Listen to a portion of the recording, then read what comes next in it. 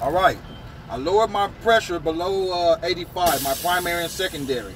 I have it at 78, but you don't have to tell the examiner where it's at. What you're going to do is let the examiner know that you're going to rise the pressure from 85 to 100 psi, no more, no less than 45 seconds. By doing so, I'll apply my foot on the clutch and give myself a safe start. Always double check and make sure your safety gear is applied. Okay, I'm going to release my foot off the clutch. My ABS light came on, indicator is working properly. Both needles at 85, my time starts now.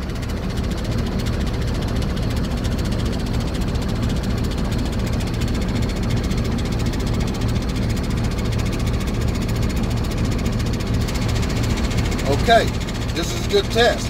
Both needles hit 100 in 16 seconds, my primary and secondary. This is a good test because it rolls from 85 to 100, no more, no less than 45 seconds. My next test is the cutout test, which is no more than 140 psi. I will give you a reading after my needles are stabilized for my primary and secondary. Okay.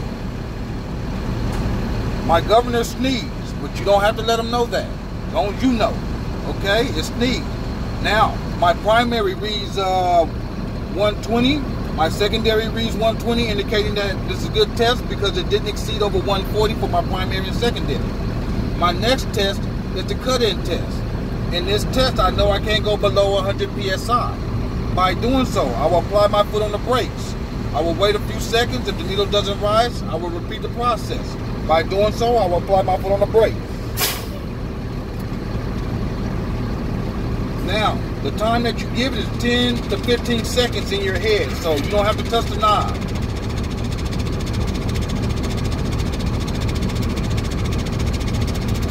Okay, my primary rose at 103 and my secondary rose 102, indicating that it's a good test because my primary and secondary didn't go into 100 psi. My next test is the 460 air leak test. By doing this test, I will put my foot on the clutch.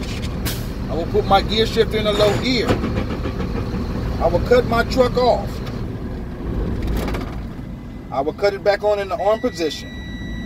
I will release my foot off the clutch slowly.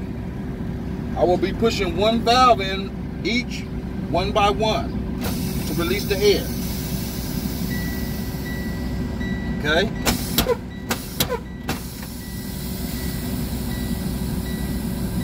Okay, now I'm going to wait for my needles to stabilize. If you want to give a reading, you can, but you don't have to.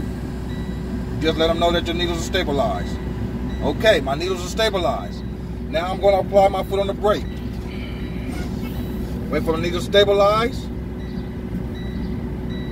Okay, my primary reads 80, and my secondary my primary reads 85, my secondary reads 80, my time starts now. In this time, I know I can't lose no more than 4 psi in a minute, and also I'm listening for audible leaks.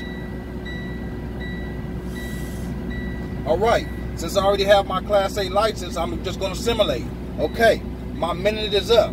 Okay, my primary still reads 85 and my secondary reads 80, indicating that it's a good test because I didn't lose no psi in a minute, and also I didn't hear no audible leaks. Then after that, you're going to let the instructor know that you're going to release your foot off the brakes because sometimes they might not be paying attention. So I'm going to release my foot off the brake. Okay. My next test is the low warning device test.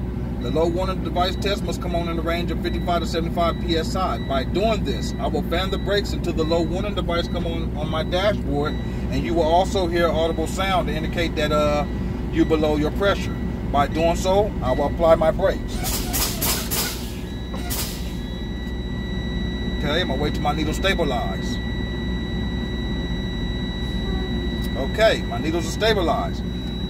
My primary reads 69 and my secondary reads 68, indicating that it's a good test because it's in the range of 55 to 75 psi, and also my dashboard has the low warning device signal on the dash, and also you can hear the sound. Okay, my next test is the spring pop-out test.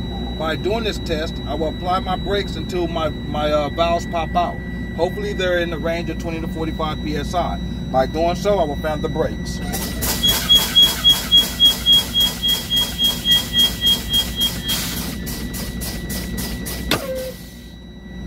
Okay, I'm gonna wait till my needle stabilize.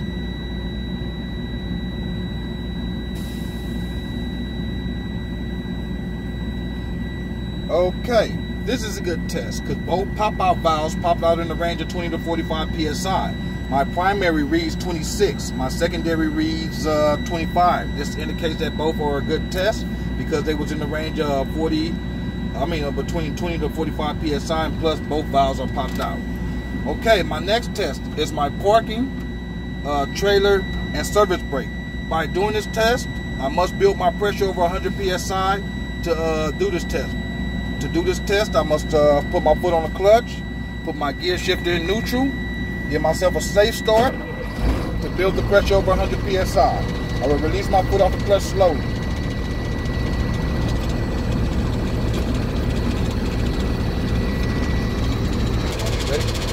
Okay, now that my pressure is built back up to full capacity, I can continue on with my test. My next test I was speaking on was my parking, trailer, and service brake.